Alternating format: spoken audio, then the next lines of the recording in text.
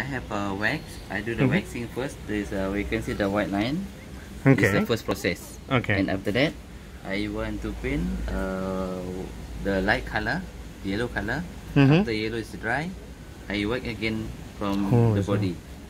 And after I wax it 2 times, dry. And you put like wax and then paint again and paint again and paint again.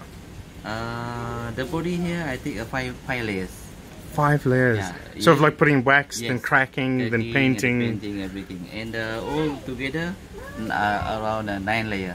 9 layers. 9 layers. How many days did it take? Around 4 days. 4 days to do this.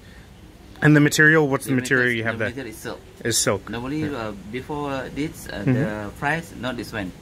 This one already discount. Yeah, you're saying it was 800 ringgit. Last time, 100 ringgit Malaysia last time. But now, the economy not so good. Better I give a little bit lower.